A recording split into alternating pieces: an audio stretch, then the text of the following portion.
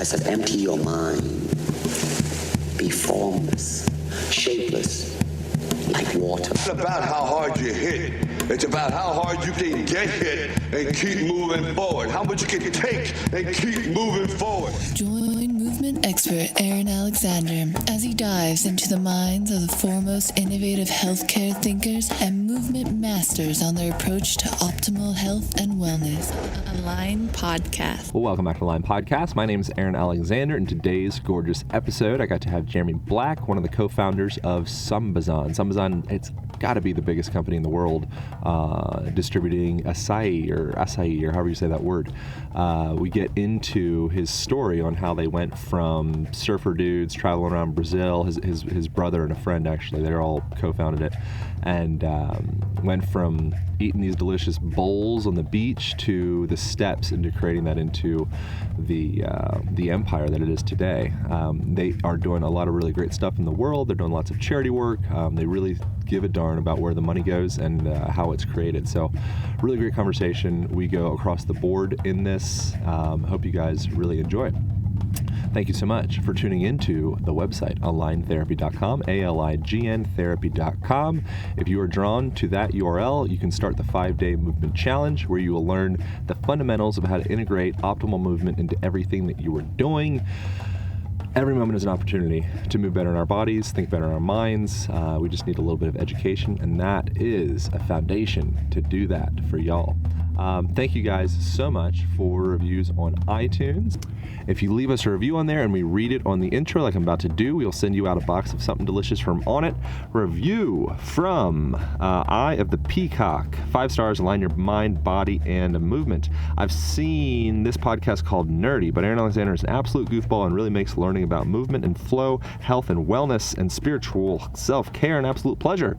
I don't know why my words are so wacky right now. He knows a lot about movement. His 5-day movement challenge on YouTube is worth looking into. Thanks for that. But he's super open to new information and other points of view from experts he has had. He keeps on going on with amazing stuff. Thank you so much. Hit us up on Instagram at AlignBand. Send a direct message and we'll send you out something delicious from Own It. I'm presently here in Bend, Oregon. Just finished driving from LA all the way up the West Coast, meeting up with a lot of interesting folks. You can follow along at Align Podcast or Align Band on Instagram, and meeting up with Gary Taubes, Carl Pally, Kelly Starrett. A lot of good stuff coming your way. So stay tuned. Enjoy this conversation. Hope you're having an absolutely excellent day. All right, here we go. Align Podcast. So what's the story, man? You went to the Brazil. You probably told this story several thousand times, so I apologize in advance. But for people that don't know what the hell the story is, you and your brother went out to Brazil for a surf trip or something? My brother and one of my best friends. What was his name? Skanda. They went to Brazil to celebrate the millennium, 2000. All right. They went with my brother's girlfriend, who was Brazilian, and spent about a month down there. I wanted to go, but I couldn't go. I had a job. Okay. And what was the job at the time? I was a financial planner. All right. Yeah. Cool. And so I had to work, and they went down and spent a month down there, and fell in love with Brazil, fell in love with acai bowls on the beach after you surf, and towards the end, they had a little epiphany when they were on the island of Fernando de Noronha, which is a little tiny micro.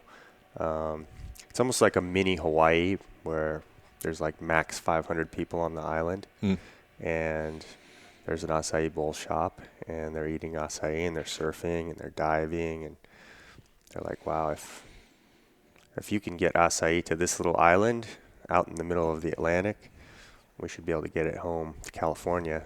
Yeah. And started thinking about like how could we open up an acai bar in California. And before they left Sao Paulo on their way back, they went into a really popular acai place and got some information about where they were buying their acai from, and started making some calls up to the Amazon to where the factory was that they were buying from, the processor. And 6 months later, it took a while, but a lot of calls and a lot of back and forth. They actually went back to the Amazon or back to Brazil, and went to the Amazon and met with this guy, and he had promised them all this stuff, and he was totally the wrong guy. And they basically spent 2 weeks looking around trying to find anything that resembled a potential supplier of acai. And at the very end, they found someone that might work, and that became the first supplier that we worked with. So I think, I think almost every traveling trip, there's always kind of all these epiphanies of like, oh my God, this amazing thing in this country would do so well where I'm from. Exactly. And it's like we get so many of those ideas, but I think actually actualizing that's like the big stumbling block for everybody. Yeah.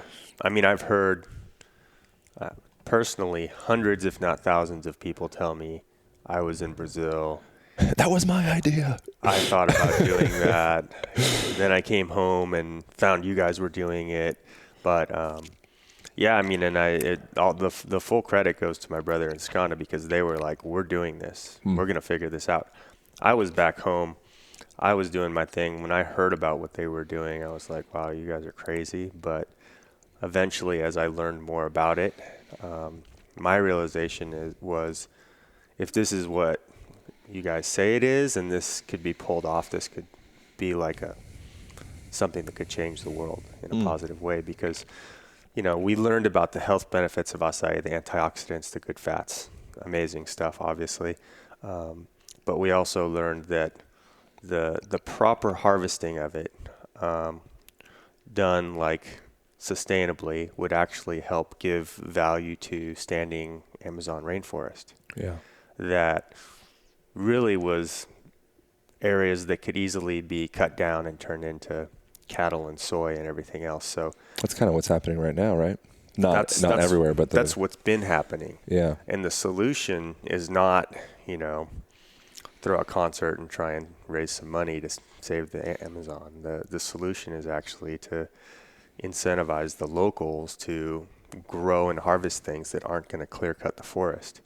Give them a financial incentive to keep the forest standing and manage it, not basically realize like all my opportunities in one of the big cities, I'm just going to leave. And then you also leave it open for poachers and for clear cutters and multinationals that just want to come in and buy up all the land and then just pretty much destroy it for whatever they're going to do. Yeah.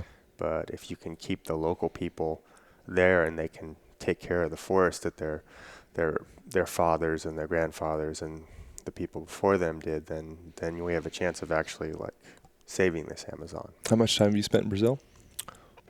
At this point, just a few weeks a year. Okay. And it's more for family because my wife and her family, my wife's family's down there. But, we have a full-time operation down there, a factory with at times 100, 200 employees. And then we work with in the neighborhood of, I think it's 15,000 now, family farmers. Cool. Yeah. That's awesome. In the beginning of starting to bring some berries over the United States and convincing people that it's good for you, what were some of the stumbling blocks that you ran into as actually popularizing it? In the beginning, it was, it's just sheer brute force. When you don't have a bunch of money for marketing, we took all the money that we could get and we used that to buy product and to make our product better and to try and, have enough money to keep the operation going. So most of our marketing was sampling, telling the story, sharing the product. And honestly, it was an easy thing to share with people because it tastes good, right. It looks good, and it has a great story behind it. But it was just the sheer numbers that we could reach was kind of the hardest part. It was just, you're doing this and you're like, oh, we just killed ourselves for the last 3 days doing like 4 events over the weekend, but you really just reached a handful of people in the grand scheme of things in one city. And the reality was, for this to work, we were going to need to, do a lot more, meet a lot more people. And yeah. So that's something, again, I think so many people are likely experiencing that right now, probably listeners of a podcast like this. So the journey of going from, okay, I did a trade show and I connected with 125 people or something, but I'd really like to be integrating this into more of like a worldwide thing or countrywide thing. Is there any type of stepping stones, or is it just start local and really dig into that and then allow that to take root? It's slow and steady wins the race every time. Yeah, right. You look at some of the really successful brands out there that you probably respect, the Patagonias, Guayaki, Yerba Mate. These guys have been doing it for over 20 years, 25 years, 30 years, right. And it's just slow and steady. You just got to keep doing it and refining the way you do it, and refining your product, and refining your business model. But you just got to keep doing it. If it's right, you keep doing it. Is there any other things that you see if this was 18 years ago, or you had just like you're at a different place in your life that you see when you're traveling, like, oh, this could be the next acai? Not necessarily even food related. It could be like, anything, textiles, anything. Right off the top of my head, I remember when we started seeing coconut water come onto the scene. Yeah, or kombucha is a big one. And yeah, when GT started doing his thing, and it was small, but you tried it and you knew like that was legit. There's products that are just, they're legit products, and you can tell it's just not some like hyped market, cool flash in the pan thing. It's like the real deal, and you can tell it's got legs. It might take a while, but and people might not even be ready for it, but off the top of my head, nothing that like pops to mind right now is like what's next, Yeah. But I think a lot of the things that are working with different types of the cannabinoids are starting to happen, and people know that's the real thing, and that's medicine and healing. This is Amber Ray. This is Jerry Black. Hello. Everyone listening, tune into Amber Ray's upcoming book. What do we call the book? Choose Wonder Over Worry. Beautiful Amber Ray. Hey Amber Ray. At Hey Amber Ray. She's going to be hanging out for a little bit. In and out. Nice. In and out. I think it's always better just to announce things. Yeah. Well, cool, man. So as far as like acai berry, I think there's a lot of things. It's like the auric value, what is that? Oxygen reduction, radical absorption capacity, blah. I feel like there's a lot of different foods, super berries, superfoods, all that's touted to be like the big thing. Is that something? Is acai the one? Is it the chosen one? Am I saying it right? Acai, yeah. The beauty with acai, and they'll say like it's not a competition to see who has the biggest ORAC chart, right? Yeah. It's actually like what does the product deliver? Is it good? Do you like it? The interesting thing with acai to us was always the combination of the high antioxidants, the same kind you find in like blueberry and red wine, good fats like that you find in olive oil, and no sugar. And some of the acai products, including some of ours, have some sugar because similar to chocolate, it tastes a lot better when there's a little sugar. And it's preservative as well, right? I don't know if that relates to your guys' product, but not really for us. Okay. But acai and chocolate to me have a similar, like when you add the right amount of sugar, you really bring out the flavor profile. Yeah. And when acai is good and it's right, it tastes so good. And so I like a little bit of sugar in mine, but the pure acai is just good fat, antioxidants, and fiber, and that's a really powerful addition to any smoothie you're making at home. That's an interesting thing. I'm thinking of like I think we think of berries as just being sugar. But there's actually a more complex nutritional profile than just, is it a simple or complex carbohydrate?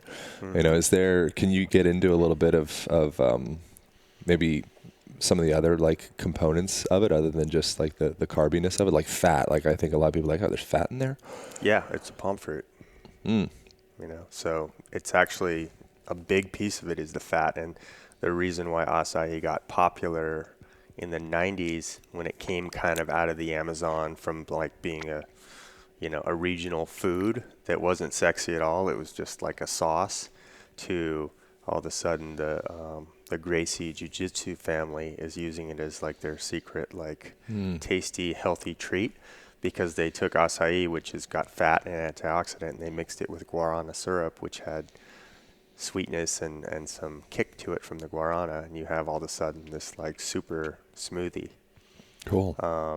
So it's like the bulletproof of berries. The OG bulletproof. Yeah. It's the real shit. Are other berries that way? Not like, and actually technically acai is not really a berry. What is acai? It's technically a drupe. I don't know what that is. Yeah, it's like a palm fruit. Okay. I feel like I don't actually know what an acai looks like. I should have done my research. Yeah, I mean. No, actually, no, I did see. It's actually one of the coolest looking fruits around. It looks like a blueberry, but it grows on like a 50-foot palm tree. Right. And in huge. It's like pods, right? Huge bunches, almost like. Yeah. Like, most people can think, oh, I know what a date looks like because I've seen date palms. It kind of grows like that up on the top of a palm tree. Interesting. And then as far as like, is it something that people should be thinking about? Do you have any kind of recommendation as far as times of the day that are the best times to be ingesting something like berries like this? Is it like morning recommended, evening, nighttime? It's one of those things. I think it's kind of choose your adventure. Choose your adventure. What are you doing? Because for me personally, I'll wake up and I'll drink mate for a while, like out of a gourd, and I don't really need to eat early. And then I'll have like a big smoothie for breakfast that'll have acai and greens, and maybe I'm putting coconut water or almond milk or something in there and some protein source. And so that'll be what gets me through till like late lunch kind of thing. But on the other hand, sometimes I might skip and have like a big acai bowl for lunch.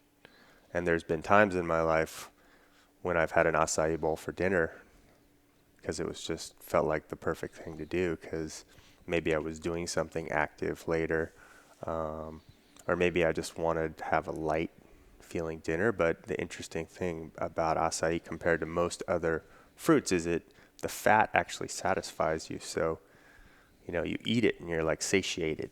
You feel full. So that's why I think a lot of people love acai bowls because it's not like you just went and ate a smoothie bowl. It's just like bananas and blueberries and stuff. And you're just kind of like, oh, okay, that was good. But now my blood sugar's up. Now it's down and I want something else. It's the fat that actually helps push you to that. Like, oh, okay, cool. I'm satiated.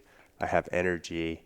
And I'm kind of light. It's light on my stomach. So whether I'm going to go do some kind of athletic activity or practice yoga or something, you're not feeling like you just put like a sandwich in your stomach or something. Yeah. So what's next for you now? It feels like this was like 16, 17 years ago that this was probably like the real fire was, we're going to take over the world with acai. It's like, what are you passionate about now? Is it still acai or what's like the next on the list?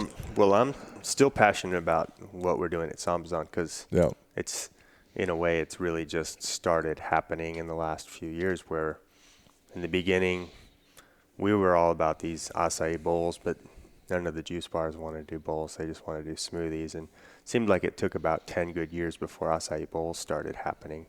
And now they're starting to show up everywhere and great. So we're starting to make acai bowls available.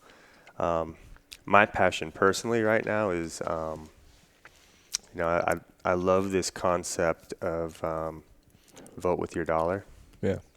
And I think it's something that needs to get talked about more because we're all frustrated and want to see change. But we don't really realize that we're able to do that every day where we spend our money and the kind of companies we support.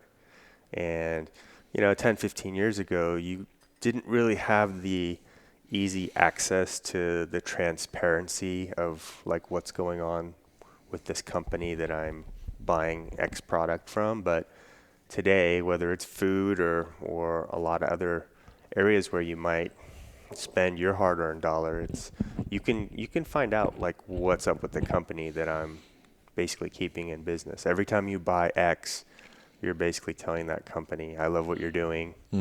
Make me another one. I'll buy it from you. Yeah. Right?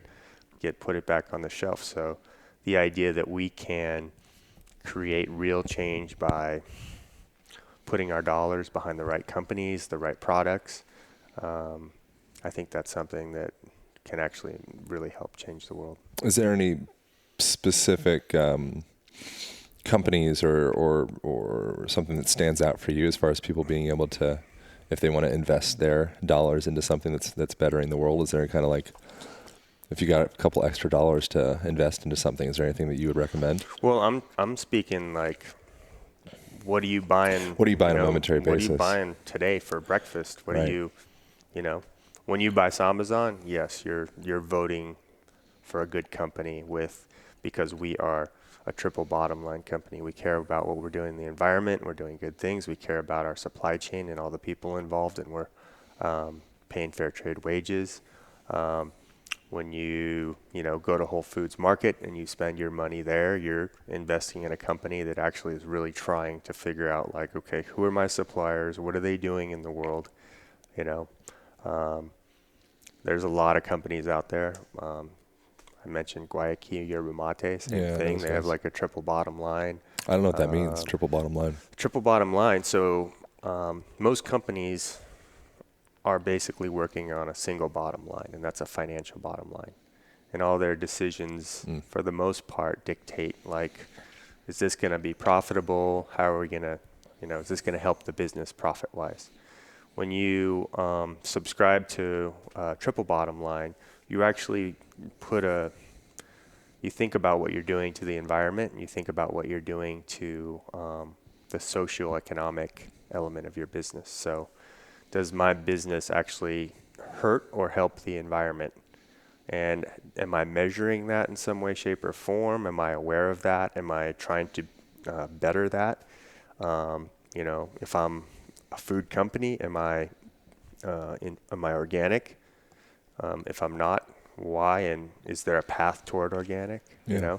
Am I fair trade? Am I paying people that work in my supply chain, whether you're a food or a product, a living wage? And if you're not, are you just trying to make a buck, or what's the deal? In the end, is your business going to help make the world a better place, environmentally, socially, and economically for your company? Because if your company doesn't have that first bottom line and not successful, you won't be around. Yeah.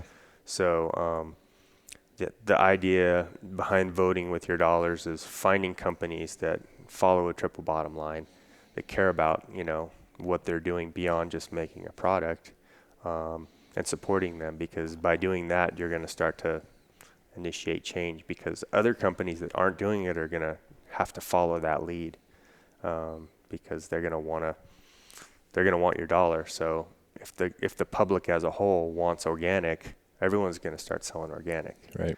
But if it's 1% because nobody really cares, because people are like, yeah, organic apples $2, or non-organic apples $1, I'll just buy the non-organic, right?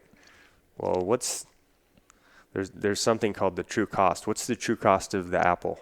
Is it $2 or is it $1? The true cost is $1 because it's done right. It's not depleting the soil. It's not putting pesticides into the river. The non-organic is just getting kind of a discount for getting away with things that it shouldn't be able to, because there's no regulation. Getting away with on a short term. Yeah. Yeah. So what's the true cost there? True cost is $2. So in a way, you vote with your dollar. You buy the $2 organic apple, and you're supporting those farmers, and you're going to stop supporting the people that are just getting away with it. Yeah. Have you ever read a book called The Soul of Money? I haven't read that, but sounds smart. It's good. Yeah. Yeah, I recommend it. So one of the big takeaways, I've been mentioning it I mentioned in the last episode we released, but it's aligning your finances with your intentions and your passions. And I think too often we just look at it from just various different perspectives in our reality. We look at it from just the bottom line. So throughout the day to day, it doesn't need to be you run this big company, you triple bottom line. It's also just the way that you approach your finances on a momentary basis. If you can find, I think there's this kind of like long-term investment that when you can invest in something that really nourishes you, that you really believe in, even if it costs more, there's, in her book, it's like, it's like the soul, it kind of fulfills you in a level deeper than what you might even necessarily be able to see right away. Mm-hmm. I wonder if that's something that there are other ways that you can think of that relates into other parts of life. Well, yeah, I mean, even in the finance part, because I used to work in the financial planning and investments and all that. So a lot of people have their investments through their IRA or their 401k or whatever. They're just in these funds that are just invested in the highest return stuff the fund managers can find. But the reality is a lot of things that are delivering good returns are companies like Exxon and Halliburton and companies that are not doing the types of behaviors that you would want to not only support but profit from. And you kind of are if your mutual fund is invested in those companies. So there's a lot of funds that are starting to come up that are a lot more serious about finding, triple bottom line type of companies, or companies that have a social conscious, or, there's a movie that that came out a few months ago called Prosperity. And it talks a lot about that, and it goes into banking too, because okay, well, where's your banking going on? What is the bank that you're giving all your money to, whether it's BA or Wells Fargo or whoever is convenient? What are they doing with all your money? Are they using it to help the world, or are they using it to take advantage of difficult situations that you're probably going and protesting against, but they're supporting? Yeah. What do you think of investing? Like Tony Robbins recommends investing in an index fund and just investing in the S&P and just having a slow return. Is that something that you would recommend? I mean, that's totally smart if you want to turn a blind eye to, what are the companies that you're investing in. Yeah. So if you're in an index, the index includes the Exxons, the big companies that are doing a lot of things that, most socially conscious people would not approve of. So if you're investing in those companies, you are part of that company. You are part of the reason that company is successful. Successful, and you're taking those profits into your fund. And when you look at your statement, you go, "Ooh, I made 20% last year." Right. The whales are bleeding, and the dolphins are. We made 4%. You just participated with everything you're against, and put it in your pocket and pretending like you don't get it. Do you think that has some deeper kind of subconscious effect on us? We kind of share that in the ether, or is it something that? I'm sure. I mean, if you believe in karma is real. Just because you're potentially maybe ignorant of it or something, but the reality is you got to follow the money. Where's the money going? And if you are against these things, but you're using your dollar, you're voting with your dollar by supporting these companies and actually making money on what they're doing, it's a little bit of, hypocritical. So I'm in the process of doing some investing right now where, another interesting thing in relation to this may potentially ring true for some people is that I got out of the Soul Money book, is stagnation of funds can translate into energetic stagnation in your body, or in my case, I have varicose veins in my right leg, and I also led for a while this kind of this if I would accrue money, I'd hold it, because I had fear of losing it. And so I kept on building. And I've recently had this epiphany that I'm like, oh my God, that same stagnation that I did with my finances, that's in my body. So I'm like, all right, I'm push it out, and so I'm in this process right now of finally starting an index fund, which is embarrassing that I hadn't previously. I just invested a bunch of into cryptocurrency, which, what do you think of crypto? You got any thoughts on that?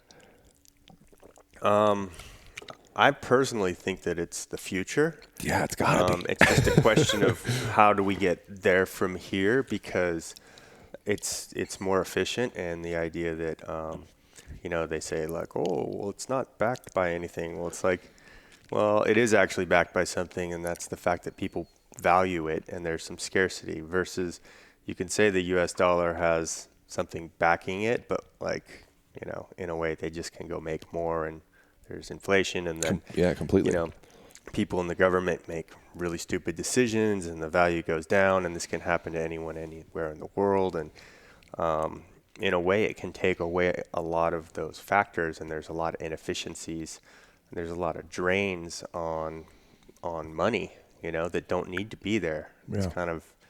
It's actually kind of lame. I think that it's going to be real interesting to watch it unfold, and I think that a lot of people, even recently, probably got a lot of FOMO with the way Bitcoin went up, in a lot of the currencies went up in towards the end of last year, and now they're down some, and everyone's like, oh, I don't know. But it's like, long term, it's going to be a rocky road. You can't but again, slow and steady wins the race. You're not going to get rich quick on anything. You might, some people are, but like, that's not the norm. Yeah. Don't count on it. Yeah. Is there anything else you would recommend outside of the S&P 500? Is that what it's called, S&P 500? I would do, where I've invested my money for the most part has been in private organizations, private companies that I really believed in the leadership. I believed in the mission. I believed in the product that they were creating. And this isn't something everyone can do, because sometimes it's like there's big minimums, or you got to know certain people to get invited to participate in certain things, and it's also a lot more risky to invest in small privately held companies. But it's a lot cooler to participate in a company that you really believe in, and you can almost feel like it's a little part of it's yours. Yeah. And we were fortunate because we were coming up in the natural foods world 20 years ago, and all of a sudden, like, our friends are Manitoba Harvest hemp seeds, and he's just getting started, and Guayaki Yerba Mate had just gotten started, and the list goes on of a bunch of cool young companies, and we were in a nice situation where we could participate in helping them grow those companies, and even giving some advice here and there, and helping each other. They were helping us, we were helping them. So that was really cool. Beyond that, I think there's a lot of really socially and environmentally conscious funds out there now, where they have fund managers that are vetting funds and saying, hey, companies like even Tesla is a good example, even though like maybe the valuation of Tesla is crazy right now, so maybe it's not the best place to put your money right now. But like, Tesla's a company I've invested in because I totally believe in what they're doing.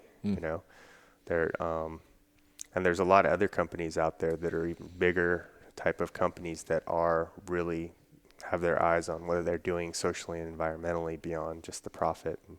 Is there any one that you see coming up that, so you mentioned Tesla's maybe one that potentially would be inflated, but who knows? Is there anything that you see as like up and coming, something that people could be looking into? It's okay if not. Wasn't where I was anticipating this conversation going. Yeah, totally. But I think it's relevant for people. Yeah, my headspace has not been doing much research in that realm right now. Okay. But there's some really good, if you search for socially, environmentally conscious funds and companies that you can invest in, you can find a lot, and you can do a lot of your own research online and buy these things either through, direct through like E-Trades or brokers or whatever. Yeah.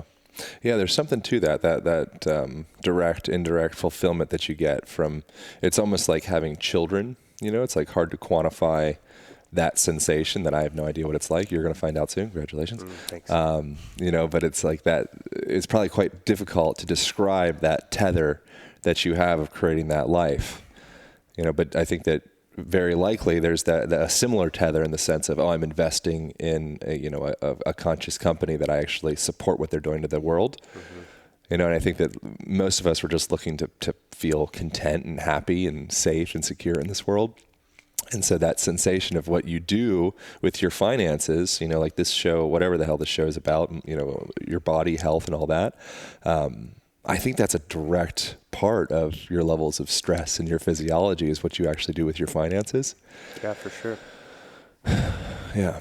Yeah, it's really interesting. It's a big piece of the puzzle with our life between, like, you know, the way we feel about our jobs and the amount of money that we're making and spending and budgeting and, you know, saving for things you want, whether it's, you know, college for your kids or retirement, quote unquote. It's not the same as it used to be, but, you know, we used to say when I was doing the financial planning, it's like money doesn't come with an owner's manual. It's one of the most interesting, like, you don't even get any real good classes in college on it. I mean, maybe they're starting to do a little more, but it's pretty weak actually for how important it is. And the crazy reality that I spoke about earlier of, like, you know, everyone's chasing returns, but a lot of people aren't talking about, like, what are those returns coming from? You know, are you investing in the companies that are doing a lot of the destruction that you're totally against? You know, it's really important to look at that. Wanted to thank you guys for supporting this podcast via grabbing yourselves an Align band. Align band is a heavy-duty resistance band. It comes along with a door anchor and a traveling case, and you can attach that band to any hotel door, any car door, any door around your house, and then you got a resistance band hanging off of your wall, just like you would at any kind of CrossFit gym or any kind of gym. You can decompress your joints. You can use it for exercise. You can use it as a yoga strap. It is a true minimalist tool that I definitely carry with me anywhere I go, and yeah, it's my go-to tool. So we got that for you guys at aligntherapy.com/gear. If you have any questions, comments, or ideas, you can hit me up directly at Align Band on Instagram. And if your question relates to other folks, I will just post up a video specifically catered to that question. There's also an online program that goes along with it. And yeah, truly is the one tool that I bring with me everywhere I go. So we got it for y'all. aligntherapy.com/gear. Enjoy the rest of the episode. What kind of traveling have you done? Have you done any kind of like vagabond backpacking type trips, or is it usually like intentional? We're out in a place for a couple weeks. I've done a lot of different traveling. I've been real fortunate in that regard. I've always been passionate about getting out there. I think surfing helped me get the bug to do that when I was young, and I started traveling to Central America and even like the Southern Pacific to look for waves, and then kind of got this bug of like, oh, now I want to go, you know, I want to go to South Africa. I want to go to, you know, all kinds of places. So I've been very fortunate. I've done the funnest trips I probably have done in my life, either surf trips like on a boat somewhere, or I got to do a few years where a few buddies of mine and myself, we got on these motorcycles and rode around for 3 weeks, and, you know, Patagonia and South Africa and New Zealand, and basically had everything on our bike that we needed. You know, we stayed either camped or sometimes we just stayed in a nice place or went out to nice dinners after a long day on the road, drank a lot of wine, and had a lot of fun, saw a lot of cool stuff. How long was the motorcycle trip? They were usually like 3 weeks. Cool. Yeah. What kind of bikes? Usually like 1200 BMWs. Oh, good. Just something that could handle long days and on and off road. Cool. I did it was about a 7-month trip through Mexico and Central America, just like living out of my hammock. I was with a buddy for half the trip and then kind of just farting around different places and meeting up with random people on the way. And yeah, man, it's a trip. Some of the experiences and lessons and such that you get out of something like that, I feel like a lot of the times you don't really feel like you're learning anything at the time, and then you look back at it a year later or 2 years or 10 years later, like, oh, that was actually really important. Yeah. I think getting away from your life for a period, if you can, longer than, 2 weeks if possible, is really healthy to do, is at least a few times a year. And if you can do it for longer, I did about 10 years into Sambazon, I did a 6-month 8-month sabbatical, and that was one of the most powerful things I ever did. Cool. What did it look like? It was one of those motorcycle trips. It was, Morocco, and living in Hawaii for a month. I always wanted to just live where I could get on a beach cruiser and go surf every day. And, Which island? I was on Oahu mostly. Okay. Yeah. Cool. And what else did I do? Just went to Brazil, cruised around Europe a bit in the winter, and got to snowboard for a while. And it went by in a flash, but yeah, that was a really special time. Yeah. What was your experience like in Morocco? People listening to this, I recorded I was out in Morocco for a couple months, like I think a couple years ago or so, something like that. But I recorded a bunch of audio, so if people listen back, you can hear like random sounds of Morocco that we gathered. What was your experience out there? I've heard so many mixed reviews about Morocco. Well, I loved it personally. If you're a surfer, it's a great place to go. Because yeah. It's got beautiful, somewhat uncrowded. There's crowded spots, but you can find some really uncrowded and desolate, like feel like you're in the middle of nowhere. Really beautiful, sweet people, but it's a totally different scene than a lot of places you go in the world, because like most people don't drink, and so it's a whole different energy when you go into cities, because they can shut down a lot earlier, and if it's not like a big tourism thing, people are a lot more like mellow, and it's quiet, and the Atlas Mountains are super powerful, and the riots were so cool, like some of the best design, like some of the places I got to stay in there, and yeah, but definitely one of those places that everybody should go to, because a lot of times us Westerners, I guess, we tend to like bounce around all these kind of fun like spots a lot of people that we know went to or whatever, but it's really important to get into some of the countries that maybe no one in your family's ever been to, like a place like Morocco, or like I got to go to Jordan, and some places where there's not a lot of Westerners, there's not a lot of people that you'd be used to being around when you're traveling as a tourist, and it's really healthy. What was Jordan like? Jordan was a big, beautiful desert. I got to go to Petra, Cool. And that was one of those places. Just, I don't know if it was because of Indiana Jones or what. It was one of those places I always wanted. Just like I have to go there. It's just, breathtaking. Yeah, something that struck me with being in Morocco was the prayers, the 5 times a day. Mm-hmm. And it's funny. I think it's like from our kind of, maybe you could say for some like small-minded perspective as a Western person. I don't mean that in a kind of negative way. It's just like if you're inside your box, you're inside your box. Growing up as like a Christian person, I hear like Muslim, I think like satanic or something, as a little guy inside the box. Mm-hmm. And then I go there and I start seeing the traditions and getting to spend time with these people, and the intention that they're putting in the meditations that they're doing, and no matter what you're doing throughout the day, it's whatever time, noon, and we need to stop everything and we need to have a little prayer. There's something really powerful about that we just don't have in this culture. That's real, and that's part of the whole like go to some of these countries that you've never been to, no one in your family's been to, and everybody that tells you everything is how it is has never been to and experienced something, because you might, that same experience was kind of happening to me my first few trips to Indonesia for surf, but when you started like really getting to know the people and seeing their culture, and you're out in the water and you're hearing the call to prayer, it was just kind of sent chills down your spine. Like, this is so cool, Yeah. There's I was reading, I think it was Anadea Judith's book, who I've had her on here as well. She wrote a book called Wheels of Light, and in there, one of the things I gathered from it was like men, especially, oftentimes we kind of are attracted to a female via our cock, we're like, cool, I want to get laid, and then it's like, okay, so it starts kind of more of like a genital thing, and then through that it moves up into the heart, and you're like, oh man, all these things happen, I had no idea, I just wanted to get laid. I think that can happen as well with like a surf trip, or anything. You go, I was like, I want to get some tubes, chicks.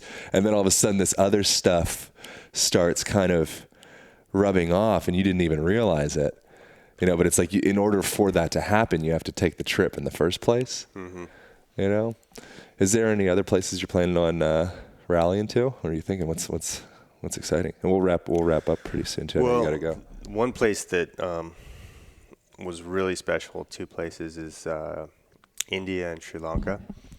And I was fortunate enough to go there to do panchakarma, which is like an Ayurvedic cleanse that can be 3 to 4 weeks long, and it's a great way to detach, get some great medicine from a Ayurvedic doctor, get some great body work, get some great, all kinds of amazing treatments. And, in India, there was a little bit of surf, so we were doing a little of that. In Sri Lanka, there was a lot more, so we got to kind of mix in. But, that was one of the more powerful things I've done as far as like mind and body health, with those panchakarma trips. What does that look like? How do you call it? Panchakarma? Panchakarma. I got to get some of that. Yeah. Yeah. Highly recommend it. Yeah. So what is that? What's like that entail exactly? It's kind of a bit of a reset for your body, for your health, and for your mind. I mean, you pretty much have, let's call it, you're supposed to do 3 or 4 weeks minimum, and the whole objective of the whole time is to get rebalanced. We have the vata, we have the pitta, and we have the kapha in Ayurvedic medicine, the fire, the earth, and the air, and you get imbalanced in different ways. And the idea of the panchakarma is to help like balance those elements back in your body and your mind. And sometimes you're way over in one area, and you might have an acute condition, a disease, or something that's really out of whack, and the panchakarma can really help. It's like a big reset button. How do they do it? Well, they do it by, first the doctor starts to see you and see what's going on with you and learn about you. And then they give you a specific diet. They give you different types of medicines, Ayurvedic concoctions, if you will, and treatments, whether it be different massages with oils, different types of steam baths, different types of, they do the Shiodara, if you've ever seen like where they're dripping the oil on the third eye. That's one of the treatments that's pretty out of this world. But they do all kinds of different treatments over the period. You get like, let's call it like 2 or 3 hours of different treatments a day, along with the 3 meals that they kind of are like, here, eat this. And the food's really good. It's not like, oh, eat this like wafer or something. Actually, it's amazing food. It's just, don't eat those foods because they're helping you be out of balance. Right. Like, eat these foods because they're going to bring you into balance, For me, part of it was I run hot, so they're like, stop eating all the spicy stuff. I'm like, I love the spicy stuff. Yeah, but right. they're like, that's throwing you more out of balance. So for that period, I'm eating what they say. I'm getting these treatments. And then you have a little more downtime. You're daily, you're trying to get into your yoga and your meditation, and you put all that together, and after a month you come home and it's pretty good. And I did that as like my gift to myself for my 40th birthday, and it was the best thing I did. How long did that last? About a month. Okay. Yeah. It's intentional. 1 month you're in doing the panchakarma. Panchakarma. Yeah. Panchakarma. That's tight. Yeah. Is there something like that in United States? There are some places you can do it. I think in Santa Fe, New Mexico, I know they do it, but and if you don't have the time to go, halfway around the world and do it, that's a great option. But probably a lot more expensive in Santa Fe. It's more expensive, and and it's really awesome to go to either India and Sri Lanka and do it. What's the cost? I think last year, all in with my plane ticket, I spent like $5,000 on 3 weeks. How much without the plane ticket? Take away, $1,000 or $1,200 or something like that. So okay, so not cheap. Not for India standards? well. I wonder if there's other ways. There's probably some other ways to do it. I definitely went to a really good spot because we'd done our research and we'd tried a few different places in the past, and this was like, but I mean, when you break it down on a per day thing, where can you go on a vacation, a really good vacation, and be gone for 3 or 4 weeks and spend, less than, $3,000 or $4,000? It's pretty tough to do. Wow. How much body work were you receiving during that time frame? I feel like there's a lot of people listening to this that might be like, that's a good idea. Yeah, no, you were getting like at least an hour and a half of massage a day. And the last place I went, I was getting at least a daily acupuncture too. Whoa. Yeah. What did you gather from that experience? Maybe like unexpected or, whatever, just before, after, was there anything that you felt shift or change? Well, last time I went, it was actually the third time I've done it. So I did it 3 times in 4 years, and part of that was because my wife had, we wanted to have kids, and she has Hashimoto's, which is a thyroid condition, and she tried a bunch of things, and I was like, let's go do Panchakarma and see what happens. And after the first time, she saw some significant help to the condition, and really helped, I think, slingshot her to the right direction. And so we decided to go back and do it again the second time, and it really helped. And we're almost full term now, and she's had a great pregnancy, and a lot of the issues that you can have, she hasn't had. So feel pretty good about the work we did there. But it's, all I can say is it's super relaxing. It's good for your mind, body, soul, everything. And the reason I really like Sri Lanka too, as of late, because we went there the last couple times, is because the surf's pretty fun actually too. So you can do a lot of this, and then you can play a little too. Cool. And great people, and great stuff to do there too, as far as just tourism stuff. You can go see a lot of beautiful temples and. Cool.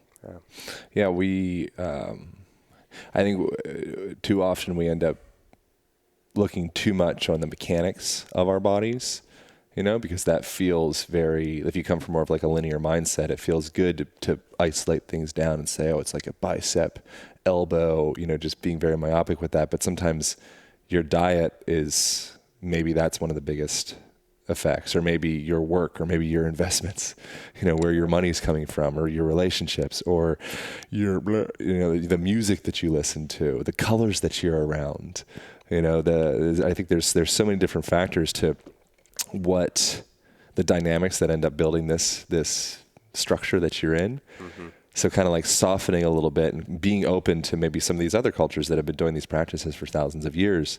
It's there might be something to it. Is there anything else? We'll wrap up here. Is there anything else that's you're excited about? Anything you want to mention? Anything that's relevant in this? I think we kind of covered most of the stuff that's floating around in my head. Cool. If you haven't. Good, man. Yeah. And where do people find you? Sambazon's all over the place. Just go to the grocery store. Yeah, we're in most grocery stores. Cool. And juice bars. And do you guys have like a website with recipes and stuff like that? Yeah. Is that that's probably all floating around? There's probably lots of that. Tons of that. Cool. Try and make it easy. And then as far as what about for things like donations or things that for people that are in a position as meager or large as it may be for just making their own lives or the world a better place? Is there anything that you'd recommend as far as just something to support? When I start thinking about supporting things beyond the starting to understand where your money's going exactly, I think the basics are really important: food and water.